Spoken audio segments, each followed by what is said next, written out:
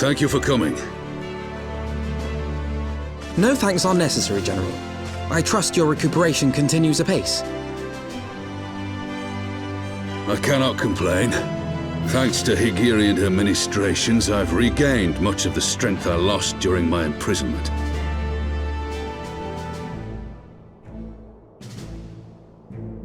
I gather you have made progress in the search for Her Grace.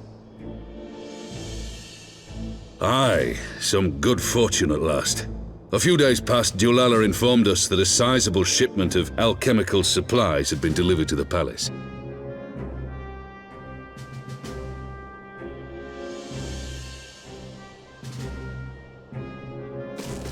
With Papa Shan's assistance, I set out to ascertain the source and nature of the shipment.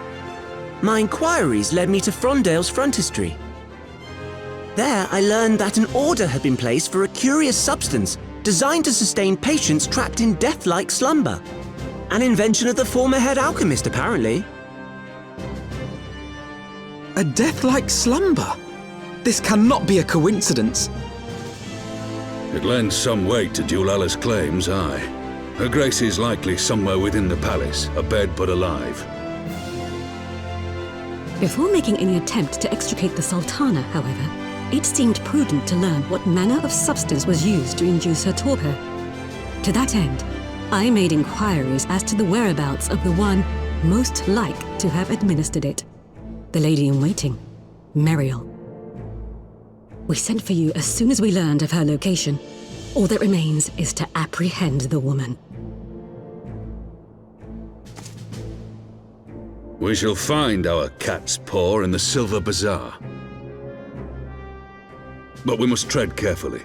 The market is not the bustling place it once was, and someone is sure to mark our coming.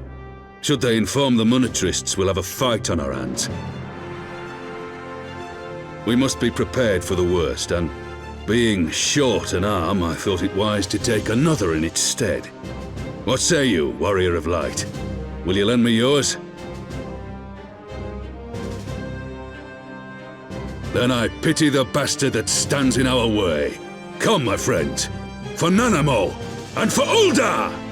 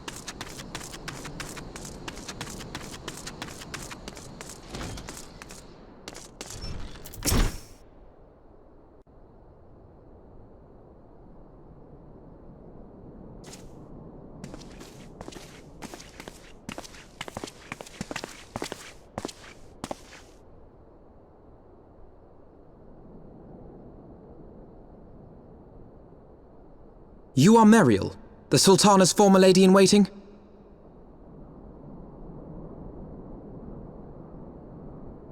I know no one of that name. Pray excuse me.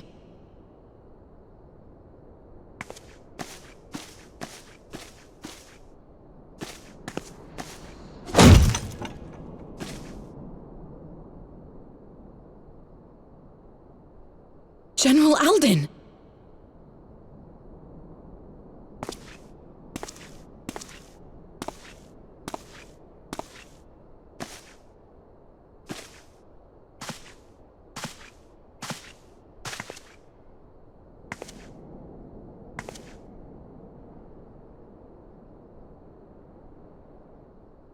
We will have the truth from you, girl.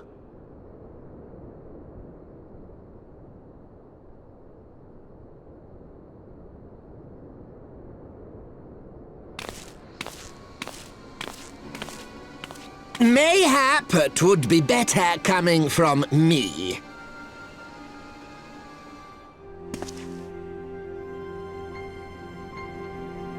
Lonorito, you'd best talk fast. As you know, Teleji Adeleji's Cartano reclamation bill was no more than a facade, a means to get his grubby little hands on that Allagan monstrosity Omega. When he learned of Nanamo's intention to abdicate, however, he was forced to amend his plans. Suddenly, assassination seemed the most promising way to further his ambitions. I am told Teleji had discovered a maid in whose veins ran the blood of House Thorn, a new, more pliable puppet to sit the throne.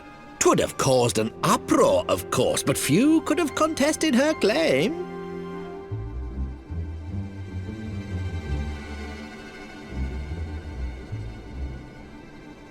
'Twas plain that Teleji's wild machinations had outgrown our ability to control them. So I decided to usurp his scheme and left the fool to seal his own demise. And what of Nanamo? Oh, I have no desire to harm her grace. 'Twould profit me little to destabilize our government. Thus did I employ young Meriel here to administer a potent sleeping potion in place of a poison.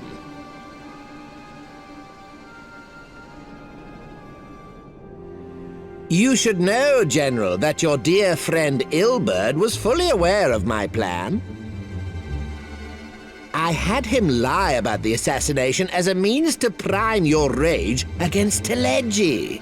We weren't entirely sure how you would react, but things went rather better than expected.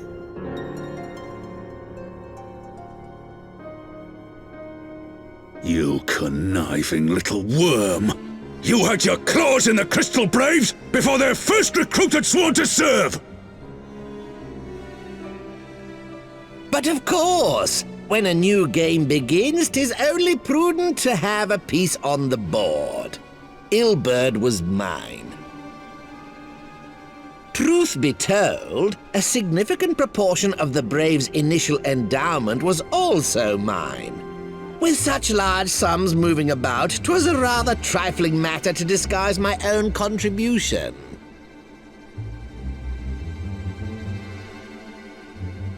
Ah, Ilberd. I secured his services with a promise to support his cause once my authority had been solidified. I swear, the man thinks of naught but prizing Alamigo from the grasp of the Empire. Unlike you, General, the poor fellow seems quite unable to forsake the land of his forefathers. Mayhap that's why he called you a traitor to your people and a disgrace to your homeland, amongst other things. What was it he always compared you to? Oh, yes, an overgrown lapdog begging for scraps at the Sultana's table. Oh, how we laughed. Alas, Ilbert's entertaining little outbursts eventually gave way to wearisome tirades, and the zealous brute became rather unruly. I had no wish to see you executed, you understand, but he would not take no for an answer. Rest assured, his employment with me has long since ended. Which brings us neatly to the present. What say you, General? Both you and the Sultana are alive. We have one corpse and one fugitive, and preparations have been made to restore your good name. Shall we cry quits and start again with a blank ledger? The hells we will! Do you honestly expect me to forgive and forget? After all you've done? You're guilty of high treason! Stay your blade, Master Alden. You yourself are not innocent. Or have you forgotten your own crime in executing Teleji Adeleji without trial? Though you acted out of loyalty to the Sultana, such deeds are in violation of both the word and spirit of the law.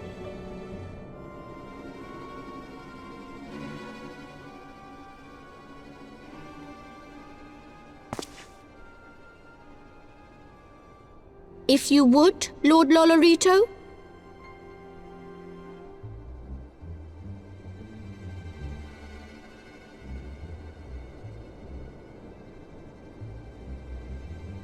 This potion will wake the Sultana from her slumber.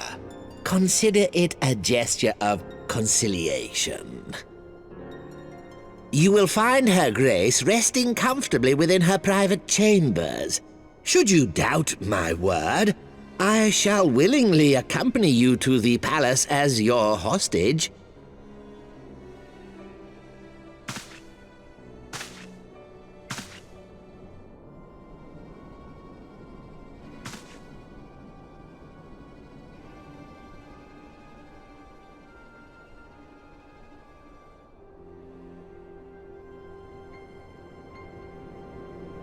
I like not your motives, Lolorito. But you saved the Sultana's life, and for that, you have my gratitude.